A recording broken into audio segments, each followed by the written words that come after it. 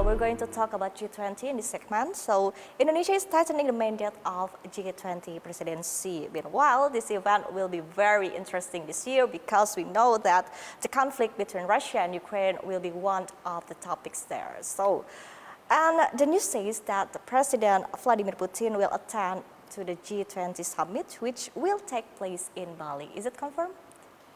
Well, I really hope that Ukraine will not be dragged into the G20 discussions because, as Indonesian presidency rightly points out, G20 is not the forum to discuss political issues or military issues. It's a forum to focus on economic agenda.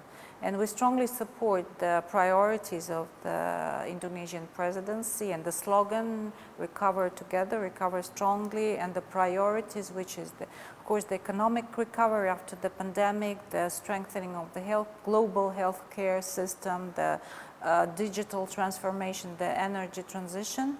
And that is the agenda that G20 should actually focus on, because these issues are very important for the global economy.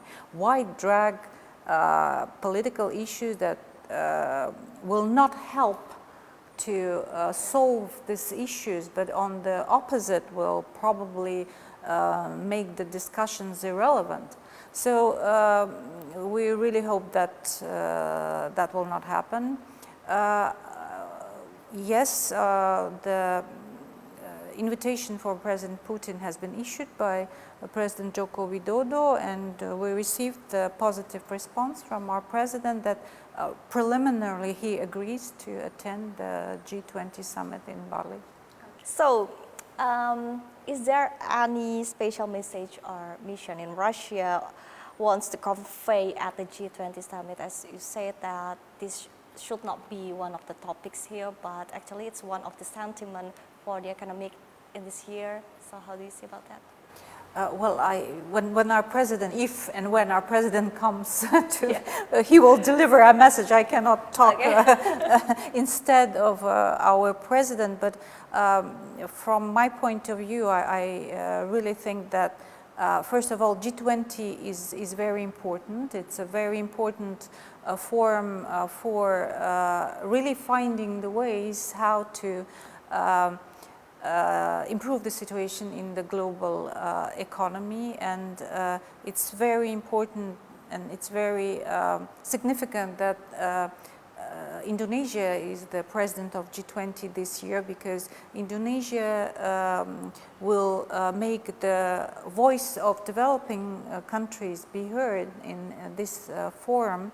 And the interests of this country should be, of course, taken into account, because what Russia stands for is that we are all equal in this world. It doesn't matter whether the country is big or small, developed or developing. We are all equal. We need to have equal opportunities. We need to have our interests taken into consideration. We need to have our security concerns also be taken into consideration.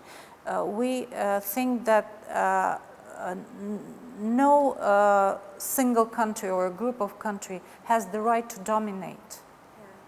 That's the core of our position. Okay, but this is very interesting because on the other hand, we know that the United States and its allies insist to remove or exclude Russia from the G20 countries. So how do you think about that? I think it's a very illogical and I would say cowardly position, because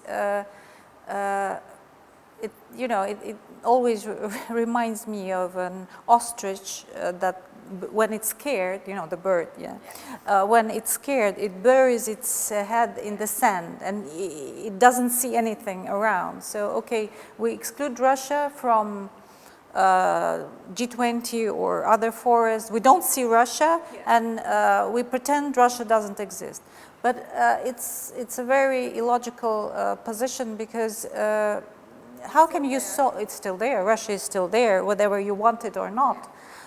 Whether you see Russia or not, but we are there. And how can you solve global issues without Russia or China. Impossible, especially energy issues.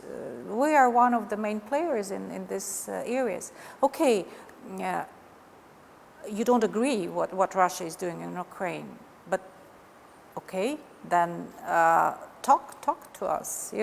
Just don't pretend that we don't exist. It will not solve anything. It will make the situation worse. Okay, thank you very much for your time, Your Excellency. What a very interesting discussion we have today.